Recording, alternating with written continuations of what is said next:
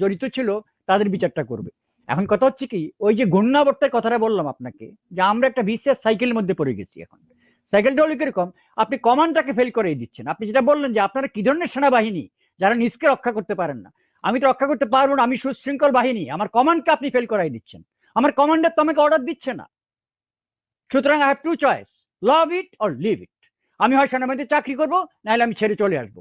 কারণ আমি সৈনিক হয়ে ইউনিফর্ম পরে আমি তো উচ্ছৃঙ্খল হব না, আমি বিদ্রোহে যাব না। কিন্তু বিদ্রোহ এবং ষড়যন্ত্র যারা করে তারা বাইরের থেকে করছে এই ঘটনাগুলো, বেসামরিক লোকরা করছে, রাজনৈতিক লোকরা করছে। এই রাজনৈতিক লোকরা সমস্ত ষড়যন্ত্র করছে, দেশটাকে শেষ করে দিচ্ছে। সেনাবাহিনী চুপ আছে এখন, কিন্তু এই খাঁচার বাঘ যেদিন বেরোবে তাদের কিন্তু শেষ করে দেওয়া হবে। এদেরকে রাখা হবে না, তো এদেরকে রাখা হবে না বাংলাদেশে। ওরা জানে, এই জন্য ওরা আজকে ক্ষমতা ছাড়তে তাদের ভয়।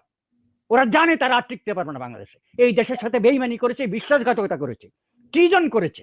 ওদেরকে হ্যাং করা হবে, simple and straightforward. I hereby declare they will be hanged. Nobody can spare them. এটা আজকে হোক, কালকে হোক, 10 দিন পরে হোক, এই কথাগুলো বলতে হবে। এরা এত বড় ইতর, এত বড় বেইমান, এই দেশের সাথে এত বড় গাদ্দারি করেছে, they will not be spared. Okay, আমরা যদি, আল্লাহ আমাদের যদি বেঁচে রাখে, অথবা আমাদের পরবর্তী প্রজন্মের প্রতি, কত বছর পরে হলো, এদের না হলে এদের উত্তরসূরিদের উপর, এদের they will not be spared. তারা সরাসরি বলতে হবে ইনকিলাব জিন্দাবাদ জিন্দাবাদ জিন্দাবাদ, ইনকিলাব জিন্দাবাদ জিন্দাবাদ জিন্দাবাদ, ইনকিলাব জিন্দাবাদ জিন্দাবাদ জিন্দাবাদ।